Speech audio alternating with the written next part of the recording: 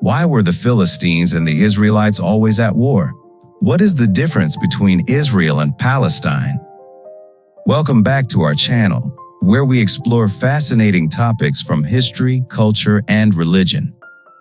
Today, we embark on a journey to uncover the age-old conflict between two ancient civilizations, the Philistines and the Israelites.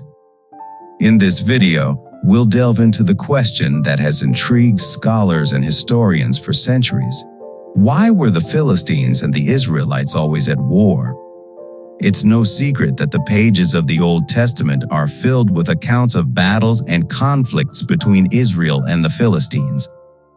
While it may seem like an endless cycle of strife, there is much more to this historical rivalry than meets the eye. So, let's dive into the depths of history and shed light on the differences between Israel and Palestine.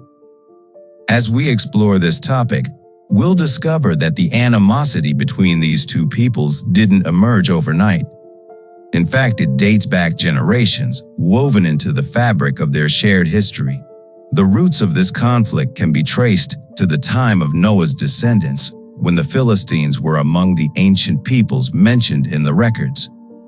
Now that we've set the stage for our exploration, join us as we delve deeper into the complexities of this enduring conflict. Subscribe to our channel and hit the notification bell so you won't miss the upcoming episodes where we uncover the rich tapestry of stories and shed light on the profound impact of the Israelite-Philistine enmity. It seems that no matter where you turn in the Old Testament, Israel is fighting the Philistines.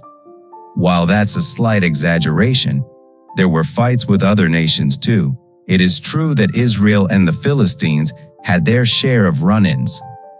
The Philistines were an ancient people, listed in the records of those who descended from Noah's son Ham after the time of the flood, Genesis 10:14.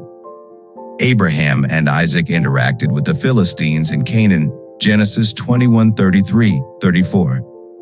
But it was during the time of the Exodus that the Lord promised that the land of Israel would include the territory of the Philistines, Exodus 23:31. This promise meant that some kind of conflict would have to take place for Israel to displace the Philistines. When Joshua was old, he mentioned the land of the Philistines as one of the areas that still remained to be defeated by Israel, Joshua 13:1-3. Because the Philistines were not completely removed, Israel faced them as perennial enemies. During the time of the judges in Israel, the Philistines were often a thorn in Israel's side. Jephthah, Shamgar, and Samson all fought against Philistia. The battles between Israel and the Philistines continued in the days of Eli and later erupted in the conflict between David and Goliath. A battle fought within a larger Israel-Philistine conflict, 1 Samuel 17. David defeated Goliath, initiating a great victory for Israel, yet the history of Israel and the Philistines was not done. During Solomon's reign in Israel, the Philistines were subdued, yet the later prophets note that the Philistines continued to war against Israel. The Philistines were devastated by the same Assyrian kingdom that overtook Israel, 2 Kings 18:33-35.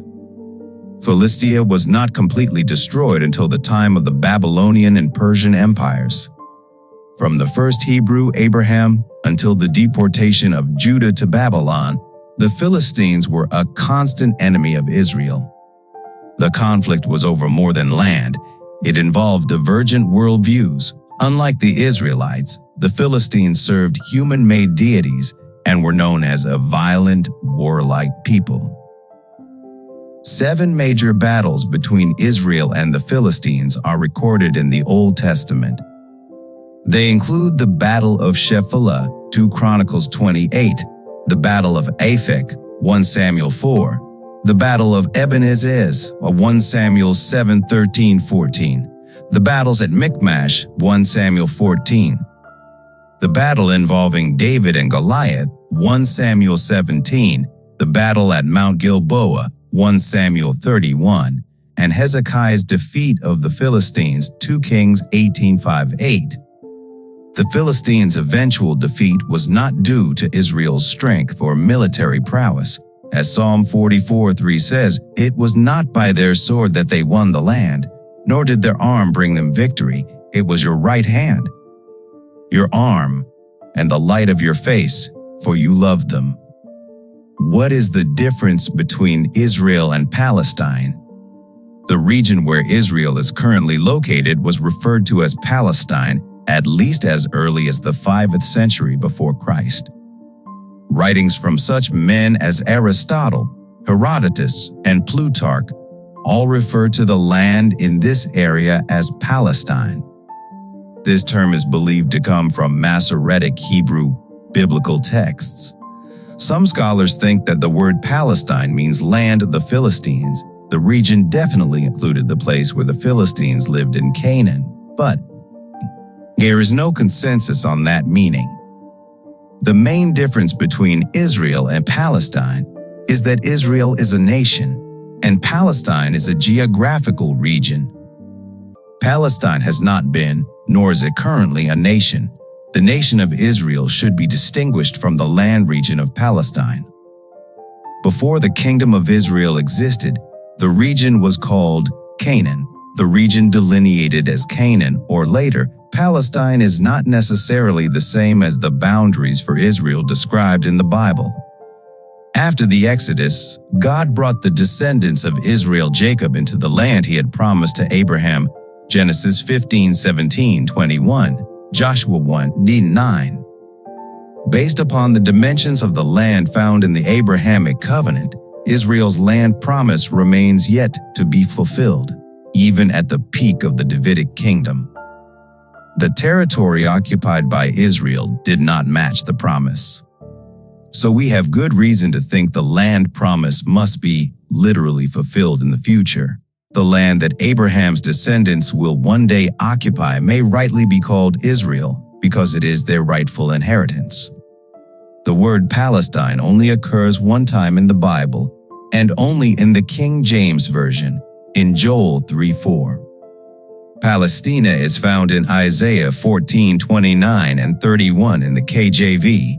The Hebrew word Pelesheth refers to a region along the South Mediterranean coast of Israel. That word is found in Exodus 15:14, Psalm 68:83-7, 87:4, and 108:9. It is usually translated Philistia. The name of the region of Palestine has varied throughout history. Prior to AD 135, the Romans called the land Judea and Galilee. That changed when Emperor Hadrian brutally suppressed the Jewish resistance movement and occupied Judea. The Romans began calling the land Syria Palestina after two of Israel's historic enemies, Syria and Philistia. They renamed the city Aelia Capitolina.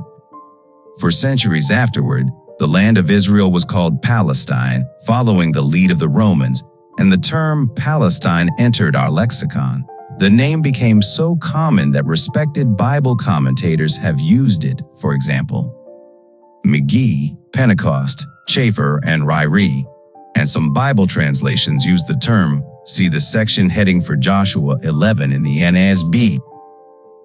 Prior to their national independence in 1948, Jewish groups adopted the Palestine label for themselves.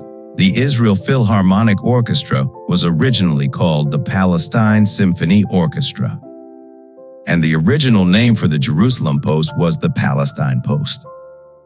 Both of those entities were founded in the 1930s.